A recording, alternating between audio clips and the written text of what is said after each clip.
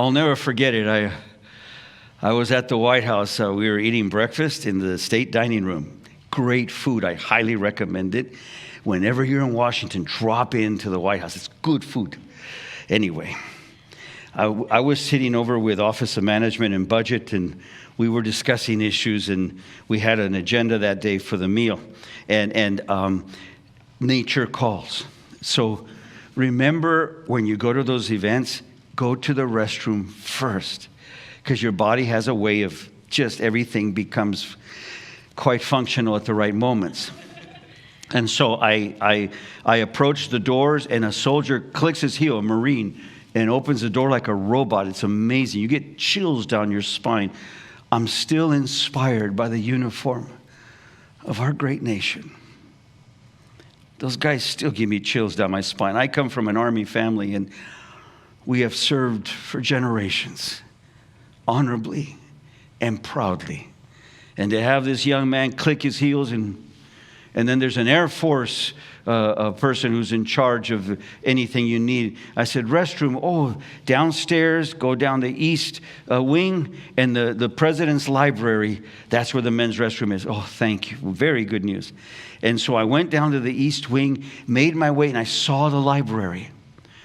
And there was the fireplace with the rocking chair where Franklin Delano Roosevelt used to sit and talk to the American people in his fireside chats.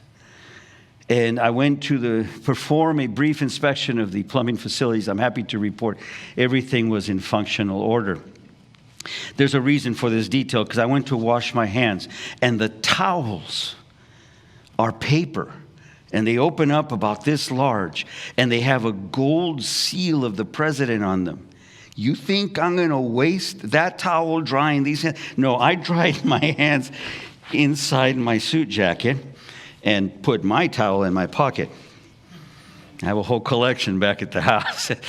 I can pay rent with those. I've seen them on eBay. I'll never forget, we, the poor, we think different, don't we? It's mine. Anyway, I get back to the state dining room, and this is the reason I'm telling you the story. A man in a navy blue suit over here looks at me and he says, come here. I like the turkey. Can you get me more, please? Sure. And I took his plate. I went to the butlers. Oh, no, we'll handle it. Oh, sure. The guy in the blue suit, table 7, he liked the turkey. We'll take care of it. Thank you, sir. And then I went and resumed my seat in a special location. The guy was really embarrassed. And afterwards, I was told by the one other Latino in the room, don't you hate it? They see us, and right away, they think we're the hired hands. And it just came, I praise God. It came natural. I said, what an honor that even in this place, I'm perceived as a servant. The power of servanthood is not what position you have or what role in society you're performing. Are you serving? Yes or no? It's not about service. It's about I serve. Adler was right. We do want to be recognized. And Jesus says, if you want to be great, be a servant. If you want to be the greatest of all, be the servant of all. You see, be number one. Be number one in compassion. Be number one in loving others as you love yourself. Be number one in sacrificing your time to relieve human suffering. Be number one. Be distinguished as the person who gives of themselves like nobody's ever seen before. So be distinguished. Take that human need to be number one and serve people. It was later that Jesus, just before he ascended to heaven, he says, I was naked. You clothed me. I was hungry. You fed me. I was sick. You came to see me.